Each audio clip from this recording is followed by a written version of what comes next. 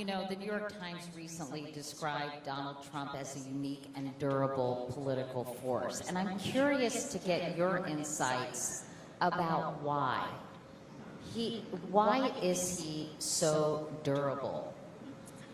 Well, first of all, I think it helps to have some sense of history and to know that in many societies, political systems, people who have an ability to connect with, the fears and the insecurities and the anger and the hatreds of people in their society are very effective demagogues. People who stand up and rail against the other, whoever the other is, whether it's, immigrants or minority groups, whoever it is.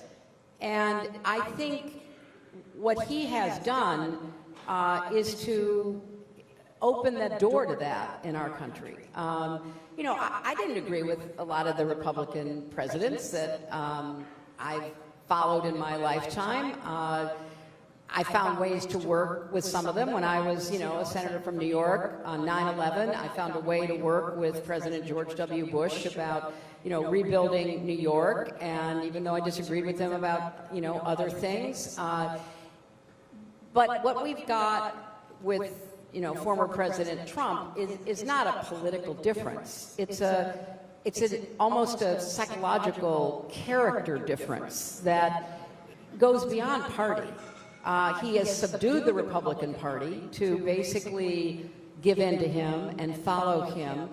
And he does, he does have that quality that demagogues throughout history have to connect with people on a really visceral level.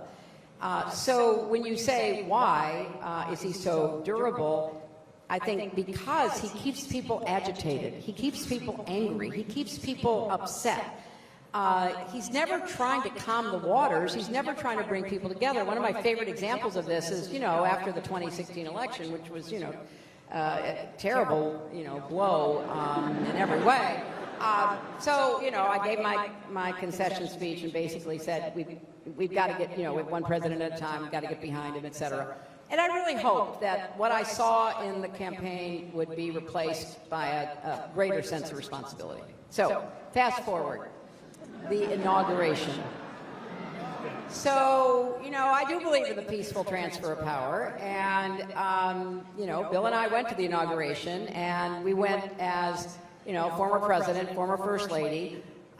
We were seated with former presidents and first ladies, so I was literally sitting next to George W. Bush.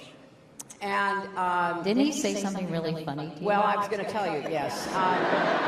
Sorry. Because, this was my first recognition that the speech which, when you have had a close election, when you've lost the popular vote, I mean, it would be a good idea to stand up in front of the world and say, I'm going to be the president for everybody. That's what we kind of hope you'll do. Instead, it was like carnage in the streets. It was so dark and dystopian and mean-spirited, and you heard this, and I thought, wow, what is going on? So the speech ends, and George W. Bush turns to me and goes, that was some weird shit. So W,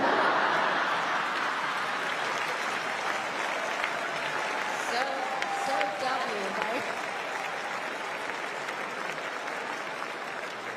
But apparently there are people who like it. I don't know what to say, but I mean, that kind of goes to your question. Why is he so durable when he's scaring people and he's angering people and he's making hateful comments? Clearly, he is tapping into something in many Americans, in their own minds and hearts, and that's what we have to do a better job of understanding.